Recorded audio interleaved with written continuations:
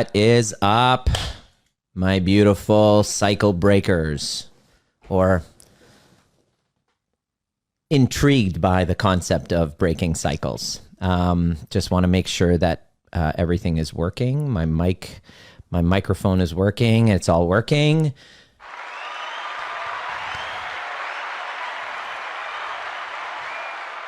I got some new toys here, so I might as well, use them just to kind of up level the production value. It's been a while since I've been in here live.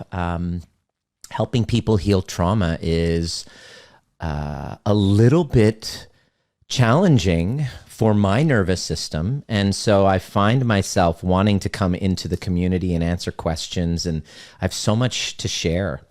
It's kind of like it's tough for me to keep up with it, because the calls that we have with our community members who are, working to break cycles and patterns in their relationships of anxious attachments. And they're so heart-opening. They're so beautiful. And I want to come and share it with this bigger community, kind of our free Facebook community. But then I find myself feeling like I want to spend that time charging up my batteries with my family. And this is a new concept for me, because I never really saw myself as somebody who would prioritize family over my work. And I think that's a function of me healing from my traumas. And healing is an ongoing process. Excuse me. If this is the first time we're meeting, welcome. Welcome to the community, this Facebook community, or my email list, or my YouTube channel. Make sure you are subscribing and you get notifications as well, so that you don't miss them, because they come up at random times. They're not scheduled. I'm trying to make it work with a 1-year-old and running a company that helps people heal from attachment trauma. And so I don't have a predictable time I can come up with these for this and the podcast. However, if you put on get notifications and subscribe, you won't miss them, because a lot of these transmissions come from helping this desire to help people solve their challenges that are patterns in relationship dynamics. But what I've noticed is that what's personal to certain people is pretty much universal to all of us. So if you can resonate with this question, then welcome. And just maybe even write in the chat box, where are you signing in from? Give me a hashtag replay as well. My name is Dr. Nima Rahmany, and I am a retired chiropractor, because I realized that the stress-related problems that people were coming to see me for were actually caused by attachment traumas gone awry, not properly healed, not complete. How do I know? Because I had them myself, and they showed up with really repetitive patterns and cycles that I kept noticing in my relationships, myself being an avoidant, constantly finding myself in the same dynamics of push-pull dynamics with relationships after my divorce. 8 or 9 kind of failed relationships. Had to kind of realize that I was falling into these patterns. Now, everybody around me, all of my family, the people closest to me, my friends, they could all see it. They could all see it. They would mention it to me, but my ego was blinding me from being able to access it. And it takes a lot of courage for you to be here in this conversation. I know, because I had to face certain things about myself that I wasn't really proud of, which I wanted to let you know. If you're in this space listening to this right now, and you are feeling that yourself, just know that you're not alone. It's actually a part of the process. I couldn't heal unless I faced all of the things that I was ashamed of. That's why I understand when so many people apply to work with us, and then they realize the fear and the shame of their former selves, the fear, of actually facing what they've been running away from is too terrifying. And so the obstacles come up. And so it takes a concerted effort to heal. It's like weight loss. If If you've ever tried to lose weight, you know it's like this. And healing our traumas works the same way. I realize that we are all addicts in recovery. We're all in recovery from something, and that is really the addiction to external validation. We're all in recovery from that. And this addiction to external validation comes for a good reason, because biologically we're hardwired to connect. And so if you ever had the experience as a child where your primary caregivers kind of withdrew love just by their facial expressions or their body language or even their words that they've said, or physically you've been hurt by them, the wounded child within us reacts, but not by hating our parents, but by hating ourselves. So that's where we have our initial fragmentation from our true selves happen in childhood, because we can't survive without this external belonging.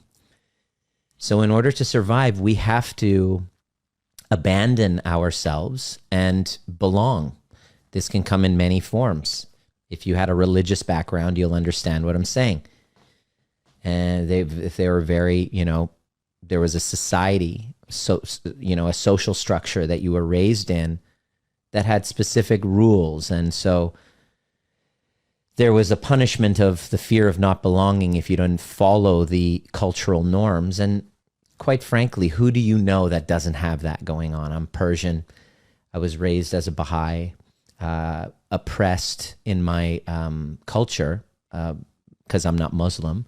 And so oppression is in my DNA. It's in my nervous system. So for me to try to solve it by asking a question and trying to, what do I do about that without addressing what's going on in my body is really just kind of like rearranging furniture on the Titanic.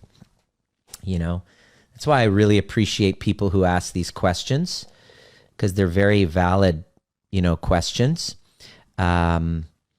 And they're not wrong. You're not wrong for feeling the way that you do and wanting the solution. But I want to point you out to how to get the most out of this group, and just your healing journey in general is really learning how to ask great questions. And this, Heather Mason asked a really great question. So here it is. I'm seeking advice on how to not take my partner's emotions / life situation. I'm seeking advice on how to not take on my partner's emotions and life situation. I'm definitely anxiously attached. He's made a decision to leave a toxic job, toxic for him, and is now in a state of not knowing what to do and is depressed and not in a good place. He has stopped communicating and being present in the relationship. Me being anxious attachment, this sets me off in a panic. Of course it does, Heather. It's called primal panic. What's happening is Heather is not, an adult right now. Heather has now regressed. It's called a regression or a relapse if you are talking in addictions talk. It's a trigger. I know it's not about me, but it makes me extremely anxious. How do I establish the boundary for myself to not take it on myself and still be a supportive partner? Hope this makes sense. Yes, it makes perfect sense. It's actually an amazing question. And some great answers too, because it makes sense. Here's what you do. Oh, let's just, it's kind of like when you take a friend out for coffee and they have a problem, you can easily answer their issue, right? It's so easy to help somebody else because it's plain as day for somebody who's not having that somatic experience. They'll say things like, setting up boundaries for yourself of what you can and will do and what you should not. Great. That's great, because we're coming up with solutions, right? So when somebody asks these questions, the training that we do with the trigger proof training, trigger proof doesn't mean trigger less. Trigger proof is a concept that I've kind of come up with, which is really about getting to know what's coming up for you and what parts of you have been triggered. And I'm going to go over those two different parts of you that will show up when you have your anxious attachment blazing, right, in that relationship situation. Other people are, giving kind of cognitive advice on what to do.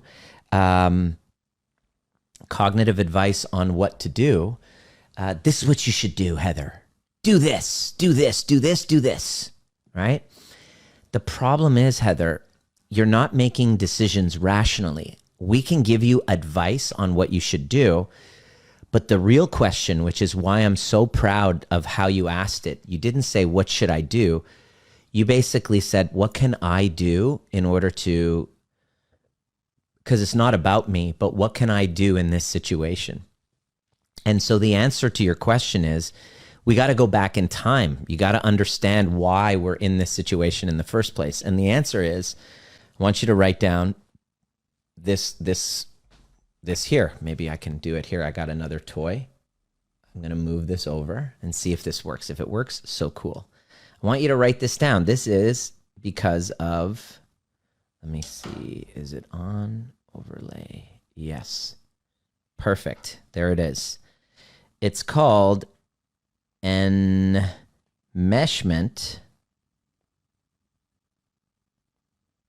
trauma. That's what this is.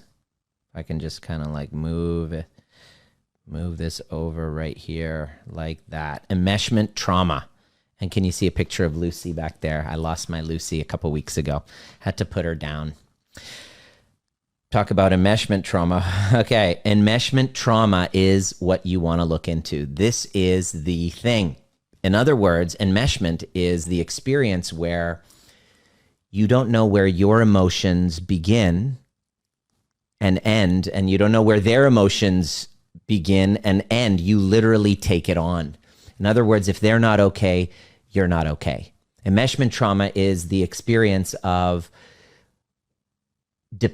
your internal state is entirely dependent and enmeshed, kind of like a web, with somebody else. And it's a really shitty feeling, because what happens is we become hyper vigilant, and if they're happy, we're happy. And if they go through a difficult time, then we make it about ourselves. And it's not a rational thing, because Heather, you can see from your share that you're very conscious that this is going on. You just feel powerless on what to do to stop.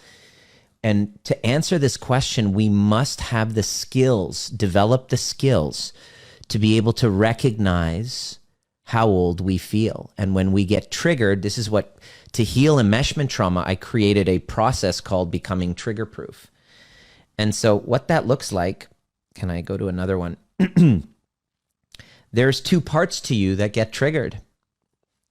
The first part is the wounded inner child.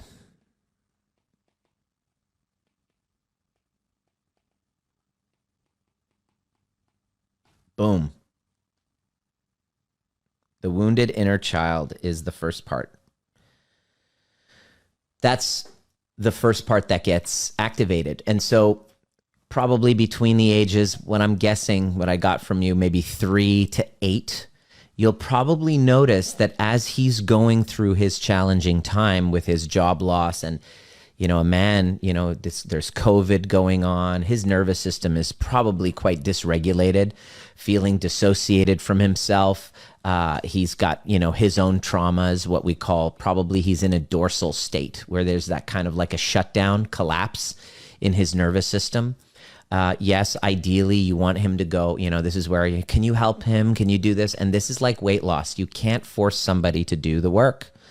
This is not, especially when you're anxiously attached. I get a lot of, he's got to do his work. And it's like, yes, he does. Everybody's responsible for their own inner healing work.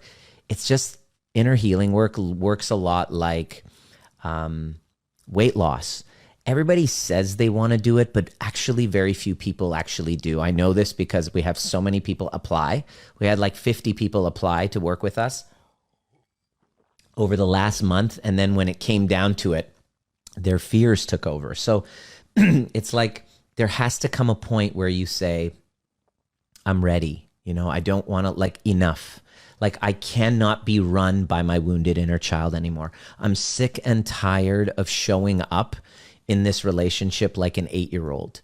Even though I have it's not him, it's me, right?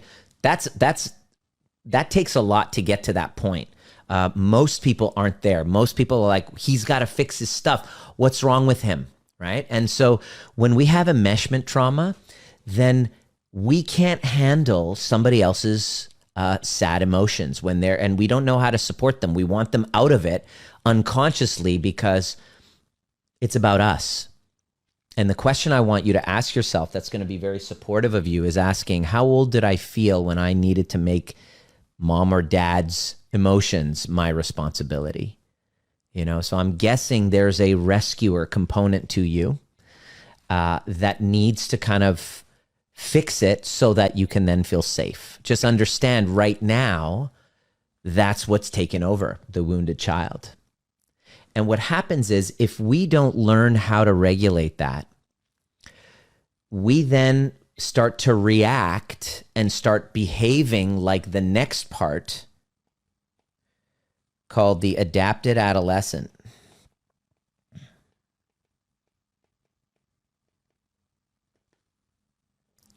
What happens is it's too painful being that child.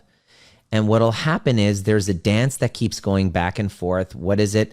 What can I do for you? Why are you so shut down? And then all of a sudden the adapted adolescent will show up and is like, fine, fuck you. I don't need you type of thing. And we start to go back and forth between the wounded child and the adapted adolescent. And this is what's happening when our triggers are taking over. And so this is where we go to a therapist. This is where we go to our friends. This is where we go to, ask a question on Facebook and say, what can I do? Tell me what I can do so that I could resolve this, because I'm seeing it now. And I'm here to tell you that this is your opportunity to heal. The reason why this is coming up is because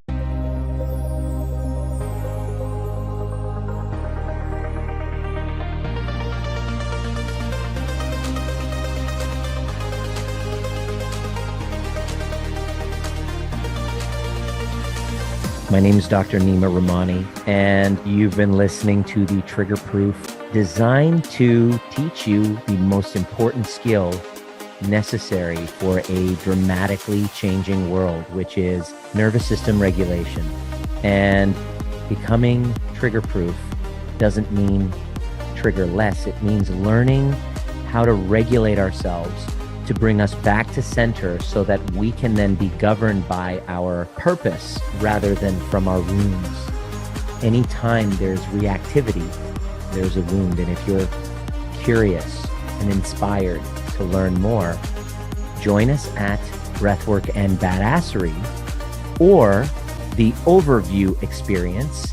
There's a difference between listening to a podcast and actually showing up live and doing the work with a badass community who's all about breaking cycles of intergenerational trauma. It didn't start with you, but it can end with you if you're willing to do the work. See you at the next perfect time.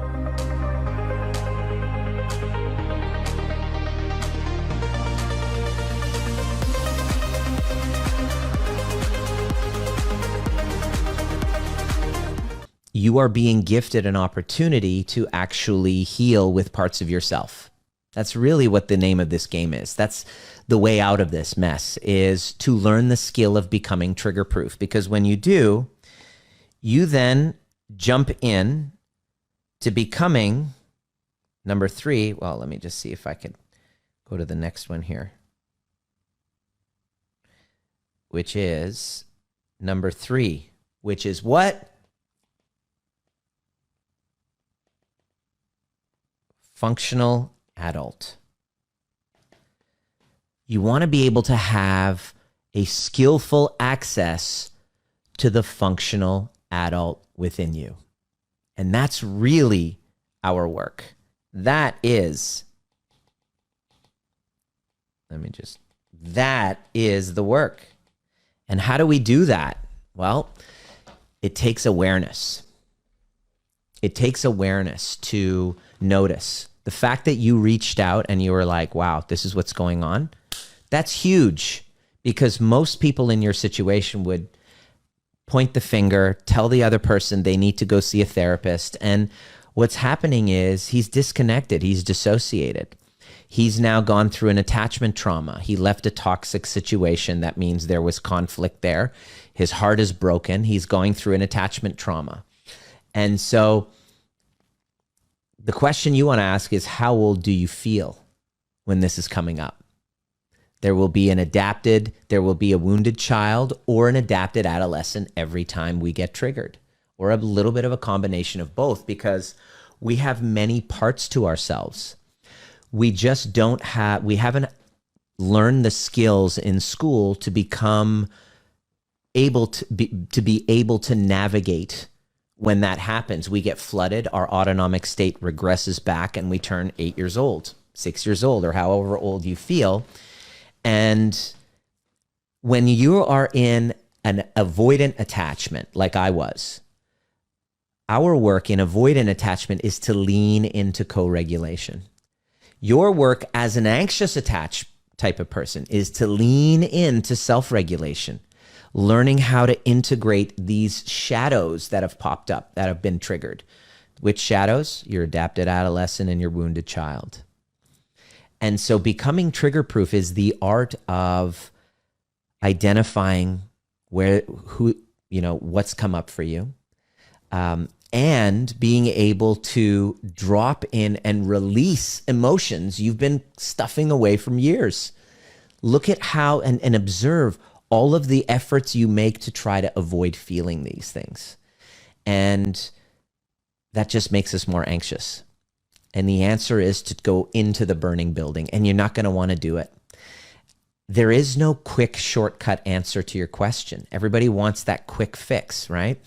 Whereas healing our traumas is a slow and steady process. So it's wiser to get a guide, find a community and a guide that walks you through the process of taking what he triggers within you. Because there's another caveat to this. Not only are you being regressed, and there's a transference of a younger self with dad who was maybe dissociated or going through a depression or checked out, or maybe mom was, and you're now reliving it. The whole role of a relationship is to help you relive your past so that you can then break that cycle. If we don't learn how to heal with those younger parts of us and show them safety, and to resource ourselves and to create secure relationships with ourselves, we then keep repeating these patterns again and again and again. He might find another job and then feel a little bit better and kind of get back into himself, but that doesn't actually solve the root cause of the problem. And that means there is this background alarm going on, and you haven't yet learned how to address it. That's the first part. The second part also is that whatever you're triggered by in him is also kind of like a reflection of a younger part of yourself. So this becomes a huge opportunity to find, to integrate, to surrender and do the inner work to be able to feel more connected to those parts of yourself, so that you can now show up as a queen rather than a wounded child. Divine feminine energy rather than wounded child energy. They call it wounded feminine, divine feminine, wounded masculine, divine masculine. So there's no shortcut for that. And so our work is to break these cycles. And Peter Levine, my mentor, says you can't do it alone, and no one can do it for you. So what I'm really thrilled about is giving people the opportunity to actually do the work. There's talking about it, they're scrolling through social media, and even videos like this are helpful. I'd rather you watch content that wakes you up than keeps putting you back to sleep. Or listen to content if you're listening to my podcast. That's what my commitment is that this stuff, even though it might be triggering, it's designed to wake you up. And so nothing happens without taking action. And for those who are actually committed to taking action and not just talking about it, That's what the overview experience is about. It's this weekend. It's coming up on Saturday, 2 p.m. Pacific time. That's 5 p.m. Eastern. And it's a 5-6 hour event. So Saturday night, or if you're in Australia, Sunday morning. And I teach you how to take a trigger and become better at autonomically regulating it so that you can become the active operator of your nervous system and stop the cycle of showing up in relationships being controlled by somebody else's emotions. This is enmeshment trauma. You asked a question about how to heal developmental trauma that happened long before, maybe even before you were even born. You know, who knows? We discover all of this in breath work. But our work is to actually be the one to solve it ourselves. Otherwise, we're always going to be looking outside of us, and our insecurities continue. So the answer to your question is the answer to everybody's question that they don't even know that they're asking, which is, the answer is, I must learn a process to heal my developmental trauma. The end. And if you're actually watching this and you want your life to be different 90 days from now, I urge you to follow the link and join us this weekend and learn how to unpack all of this. Or take zero action, read some books, listen to some podcasts, and really not do the actual work and be exactly where you are in 90 days. The choice is yours, my friend. My commitment is to show up each time. And those of you who are coming, what you're going to get is pretty spectacular because it's a journey. It's kind of like a story on a magic carpet ride where you go back in time and find these younger parts and find exactly the source of what's triggering you so that you can then be the one to shift what's happening inside. It's a practice. Why is it important for you to learn now? Well, because we have a culture war going on right now. Society is divided politically with, religious, there's racial stuff going on. And now obviously with all of this, the choices we have for our, what we put in our bodies. And then there's a huge kind of cultural war between two different factions. And so everybody's kind of jacked up and amped up and dysregulated. And so I want to help break the cycle, because if we don't, we're just going to keep this narrative going and our species is going to destroy itself. So if you're wanting to be a cycle breaker, jump in, join us, and see you at the next perfect time. Big love.